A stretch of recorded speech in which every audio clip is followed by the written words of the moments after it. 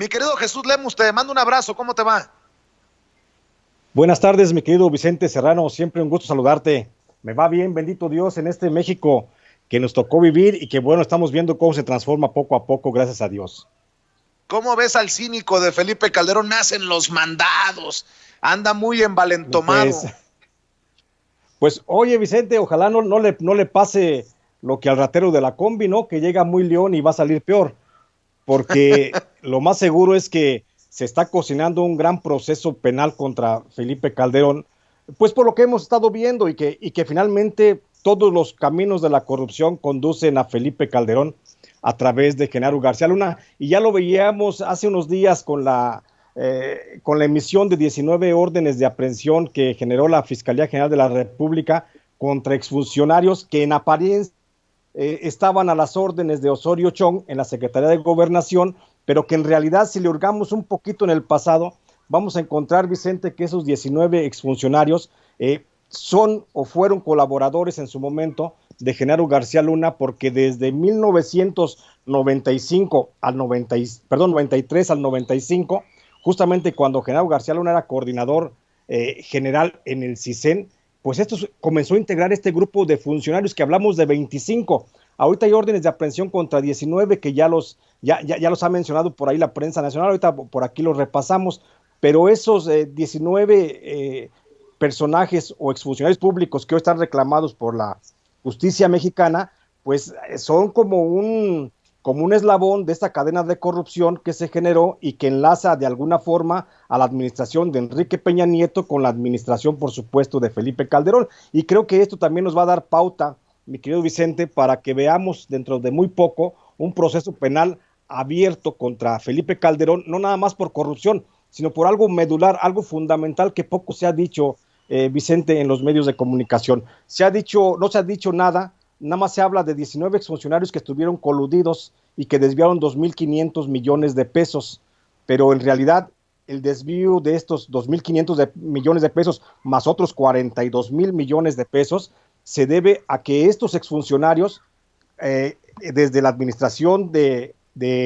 Vicente Fox, luego de Felipe Calderón y luego de Enrique Peña Nieto, que siguieron ahí permanentes, enquilostados dentro de las estructuras de la Policía Federal y la Secretaría de Gobernación, ayudaron pues a entregar contratos falseados, contratos chuecos a sobrecosto a empresas diversas dedicadas a la venta de software y equipos de cómputo para la intercepción de llamadas telefónicas, para el espionaje, pues en pocas palabras, que tanto propició en su momento Genaro García Luna, y que de ello se valió de una red de 14 empresas que están coludidas o que están muy relacionadas con estos exfuncionarios de los que hablamos, mi querido Vicente. Oye, Jesús, y leo más información y creo que esto va más atrás. Estoy leyendo lo que publica Revolución 3.0,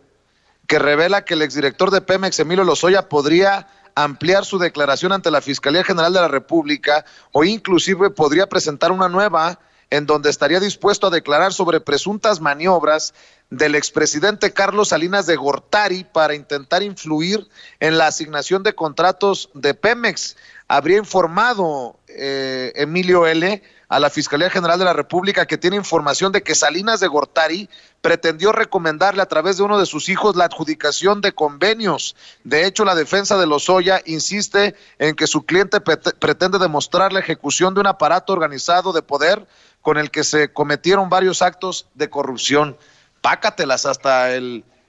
expresidente Salinas ya anda embarrado en esto. Es que puede ir toda esta cauda de corrupción, mi querido Vicente, puede ir hasta más atrás. O sea,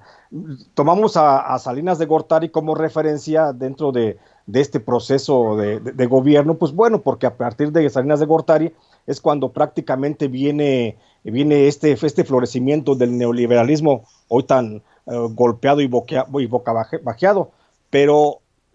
si le buscamos, seguramente encontramos mucha más corrupción en los anteriores gobiernos federales, pero también como medios, pues no podemos tampoco irnos más allá, ¿no? Yo creo que ya eso es parte de la historia buscar a los presidentes más atrás de Salinas de Gortari, pero creo que sí es muy importante empezar a ver desde Carlos de Salinas de Gortari, porque recordemos que fue pues él precisamente el que cimentó las bases de la entrega de la nación a las empresas extranjeras y al gran capital internacional. Mucho se le ha criticado, Jesús, a Andrés Manuel López Obrador por hablar de una mafia del poder, de hablar del PRIAN, pero pues con este amaciato y con esto que estamos entendiendo entre los gobiernos panistas y priistas, pues más claro ni el agua. Aunque el presidente ya no utilice esos términos, creo que a los mexicanos nos va quedando claro de qué tamaño era esto, que al final era la misma burra pero revolcada, si me permites la expresión. Sí, por supuesto. Yo creo que el discurso del presidente pues molesta a un pequeño sector, al sector privilegiado del país, porque el presidente de la República pues habla el lenguaje llano del pueblo. Creo que el presidente López Obrador habla como piensa la gente de ras, la gente de la calle, la gente que andamos a pie, y entonces creo que eso es lo que realmente le está molestando a la gente, a ese pequeño grupo de gente, de personas que están despojadas de sus privilegios y que hoy pues están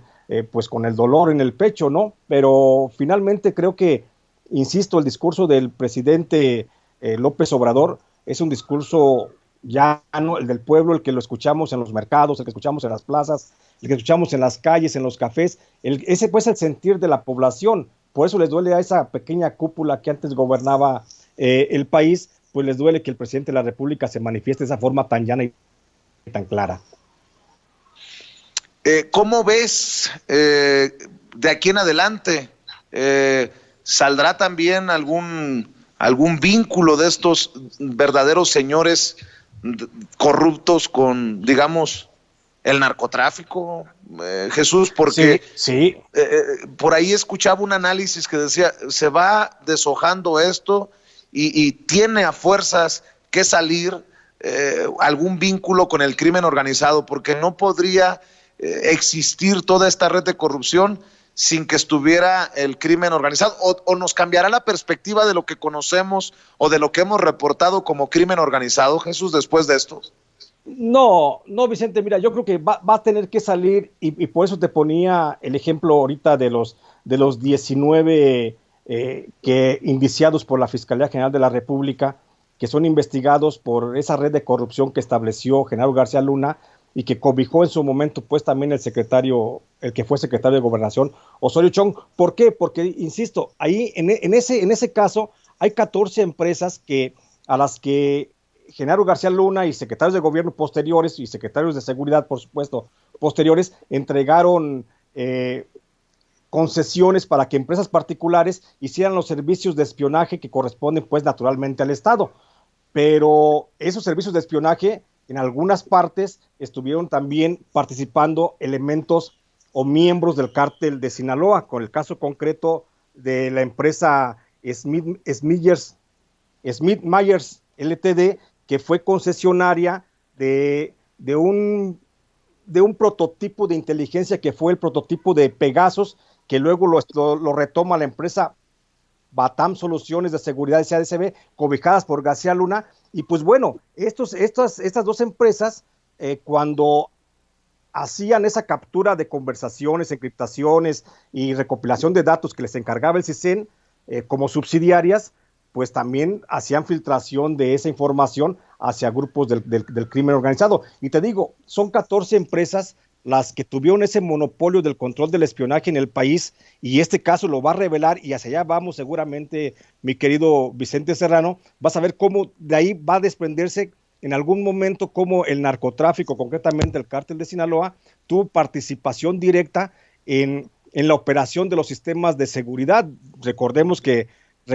el caso de que hace poquito, en el 2016 salió, donde el Estado estaba investigando, estaba espiando prácticamente, mejor dicho, estaba espiando a diversos activistas, actores políticos, y entre ellos también a algunos periodistas. Precisamente sobre eso, permíteme leer parte de lo que publica el Heraldo de México. Señala que el saqueo de al menos 3,000 millones de pesos de la antigua Policía Federal, llevado a cabo por Jesús Horta y Frida Martínez Zamora, por medio de operaciones con cheques, pagos inflados de software espía y helicópteros, donde se centra la indagatoria de las autoridades, se realizó a través de 5 rutas financieras que convergen en Hidalgo. El Heraldo de México asegura que las sospechas apuntan a que en ese estado se concentraron los desvíos millonarios de la red presuntamente operada por ambos y que en ellas se realizaban depósitos multimillonarios de los recursos desviados de las arcas de la Policía Federal vía la red de estos 17 funcionarios de la corporación que respondían a las órdenes de Horta y Martínez, ahora prófugos. Por ejemplo, se detectaron irregularidades en la operación para comprar un sistema de seguimiento y rastreo de comunicaciones adquirido por la Secretaría General de la Policía Federal en las gestiones de Horta y Martínez a la empresa israelí Rafael Advanced Defense Systems. Por medio de dicho programa de espionaje se pactaron 2.458 millones de pesos sin que se tenga un informe de resultados, aparte de que ambos funcionarios solo pagaron 1.200 millones, lo que generó una deuda de 1.200 millones que el gobierno de la 4T aún no puede saldar, mi querido Jesús. Exactamente, mi querido Vicente, como te digo, el asunto que lidera desde la criminalidad Jesús Horta Martínez y Frida Martínez Zamora, pues se valieron de otros elementos como Carlos Hipólito Rivera, como Eleuterio Enrique Pérez, Everardo Guzmán Linares, Federico Emilio Sánchez Armas, Francisco Javier Cruz y otros que se me van ahorita, pero que en su momento estuvieron relacionados en esa red de corrupción de pagos, de entrega de servicios, de entrega de contratos, a cambio de servicios que fueron inflados y en muchas ocasiones no eran pagados, se generaba deuda y por supuesto ahí tenemos las consecuencias, pero te digo, insisto, más allá, mi querido Vicente, más allá de lo que es el desfalco de dinero, creo que ahí lo más grave que debe de estar considerando seguramente la Fiscalía General de la República, casi como traición a la patria para estos funcionarios, estos exservidores, de estos 17 exservidores que estuvieron al servicio de Jesús Horta Martínez y de Frida Martínez Zamora, que recibían instrucciones pues, de altos mandos, por supuesto, porque no era de ellos el negocio, pues ellos estaban entregando el espionaje mexicano que corresponde al Estado mexicano, porque todos los estados tienen espionaje, no lo debemos de negar eso, pero ese espionaje que le correspondía al Estado y a la policía para el combate a la delincuencia, se le entregó prácticamente a empresas privadas donde hubo filtraciones hacia grupos delincuenciales que bueno, ya sabemos cómo termina esta historia con esos nexos de corrupción entre cárteles y funcionarios de la Secretaría de Seguridad Pública. Oye, ¿cómo les dolió a muchos, sobre todo a Felipe Calderón, que el presidente Andrés Manuel López Obrador señalara que hubo un narcoestado en el gobierno de Calderón, ¿no? Pues sí le duele porque finalmente es una realidad, pero se pasa de hipócrita el expresidente Calderón porque pues él mismo lo dejó crecer, él mismo autorizaba las reuniones de Genaro García Luna con miembros del narcotráfico, él mismo estuvo presente en algunos encuentros, recordaremos aquel encuentro cuando se reunió precisamente con el jefe de los sicarios de los hermanos Beltrán Leiva en una reunión allá por Coahuila en un bautizo. Entonces, ¿de qué se asusta el presidente de la República? Si él mismo fue el que posibilitó esa descomposición del Estado, que luego se fermenta cuando viene el gobierno de Enrique Peña Nieto, y pues bueno, lo único que estamos exigiendo, creo yo, los ciudadanos, tal en plena concordancia con el gobierno federal del presidente López Obrador, lo único que estamos solicitando es la aplicación de la justicia para resolver esos 2 sexenios negros en la historia de México, que son los que prácticamente descompusieron a esta nación. Entonces, creo que lo único que nos corresponde como mexicanos, como ciudadanos, es exigir precisamente que se cumpla el Estado de Derecho, que se llame a cuentas a quienes delinquieron y que pues no se diga asustado el presidente Calderón, porque él en su momento lo permitió, lo toleró y creo que hasta lo alentó de alguna manera. Déjame cerrar preguntándote tu opinión acerca de declaraciones que hizo aquí en Sin Censura Anabel Hernández. Ha dado nombres y apellidos de personajes de esa red que construyó Genaro García Luna que estarían pues en puestos clave de la Fiscalía General de la República. ¿Tú cómo ves esta posibilidad? El presidente lo tomó tan en serio que en 2 días consecutivos habló de la limpia que debe de hacerse en la 4T de estos personajes que tuvieron relación con Genaro García Luna. ¿Tú cómo entiendes a la Fiscalía? ¿Cómo ves a Alejandro Gertz Manero? ¿Qué piensas de esto que sí, con lo que sigue insistiendo Anabel Hernández? Yo pienso que, mira, debo de reconocer que Anabel Hernández para mí es una de las mejores periodistas de México, es una de las periodistas que más han aportado en los últimos años elementos para demostrar la colusión del Estado mexicano con los miembros o con los cárteles de las drogas. Entonces, partiendo de ese principio, creo que la Fiscalía General de la República de Gertz Manero pues se está tardando para atender no nada más la denuncia que está haciendo Anabel Hernández, la denuncia pública, sino otras denuncias que han vertido otros periodistas, Pepe Rebeles, por ejemplo, Ana Lilia Guillén, te menciono por mencionarte algunos periodistas, pero hay una serie de denuncias públicas establecidas en libros, en reportajes periodísticos, que si quisiera la Fiscalía General de la República actuar verdaderamente, tomara como elementos esas denuncias públicas y a partir de ahí iniciar una línea de investigación. Pero creo que, insisto yo, al fiscal general de la República, Gertz Manero, pues todavía le tiembla la mano, todavía no se anima a ir, todavía no entra pues a la dinámica que está proponiendo el presidente López Obrador de ir contra la corrupción y contra el pasado, contra quienes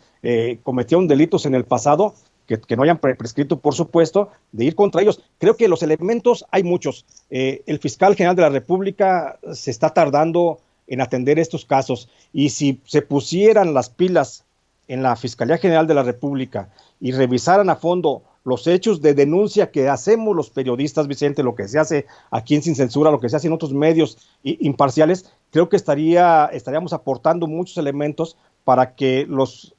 policías, ahora sí, los encargados de la aplicación de la justicia, pues vayan, busquen y presenten ante un juez competente y que el juez finalmente resuelva esa investigación y que determine conforme a derecho. Creo que en ese momento estaríamos llegando a un punto cúspide de la democracia en México, que es a donde pienso que nos pretende llevar el presidente de la República, y que aquí forma un pilar muy importante lo que es el gremio periodístico. No hablo del gremio periodístico del que hace periodismo de investigación, el que se juega el pellejo, el que afronta las consecuencias con tal de hacer una denuncia pública. No hablo de los otros, porque aquí en México, dijo el presidente López Obrador, no todos somos iguales, igual en los periodistas, no todos somos iguales, hay quienes aportan y hay quienes no aportan. Entonces, si la Fiscalía General de la República verdaderamente quiere ir a fondo, pues ahí están los elementos, que se vaya, mira, que manden a un policía, es más, yo me ofrezco para presentarle casos a la Fiscalía General de la República y que los vayan desahogando, investigando, porque hay casos desde asesinatos de periodistas, asesinatos de activistas, desplazamientos forzados, arrebatos de territorio, arrebatos del agua, hay una serie, robo de hidrocarburos, hay una serie de problemas sociales que si quisiera la Fiscalía General de la República aventarse a fondo, no necesita otra cosa más que ponerse a leer y seguir la pista de ahí, y vas a ver que daría mucho buen resultado. Oye, por cierto, Jesús, me pregunto, y me imagino que tú también te preguntarás, ¿qué pinches favores le deben algunos periodistas a Felipe Calderón, que se le ponen de tapete, que le dejan decir cualquier cosa en sus programas? Ahí está nada más el caso de Ciro Gómez Leiva, de Joaquín López Dóriga. ¿Qué pinches favores le deberán? Tú hablas con los pelos de la burra en la mano porque fuiste perseguido, fuiste encarcelado por Calderón y sus cómplices. Pero estos cabrones rayan en el colmo. Y porque además, Felipe, perdón, Vicente, ya. Además, Vicente, el caso es que después del encarcelamiento, pues viene un proceso de investigación, y porque yo he estado investigando y porque sigo investigando mis temas periodísticos antes de exponerlos pues al aire o exponerlos en las planas de los periódicos, pero esos periodistas que hoy se ponen de tapete para el expresidente Felipe Calderón, pues es que la verdad, pues dan pena ajena, y creo que no deberían de llamarse periodistas, sino más bien ser promotores de la imagen del expresidente Calderón. Yo me voy como perrito regañado. ¿Qué chinga me pusiste? Me confundiste perdón. Feo, mi querido Jesús. Perdón, mi querido Vicente, hombre, mi querido Vicente, perdón. Oye, Jesús, ¿Dónde te lee la gente? ¿Dónde te sigue? Para que te sigan apoyando, para que compren tus libros, para que verdaderamente respalden el trabajo de un reportero de a pie.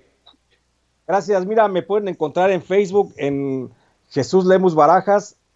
y en el Twitter me encuentran como @LemusBarajas y bueno, ahí subo toda la información, me encuentran también publicando mis artículos en forma diaria en El Ángel Metropolitano y por supuesto también estoy colaborando en estos momentos con Los Ángeles Times, entonces por ahí me encuentran y ahí voy a estar y por supuesto aquí en este espacio sin censura donde me has dado la posibilidad de hablar a fondo.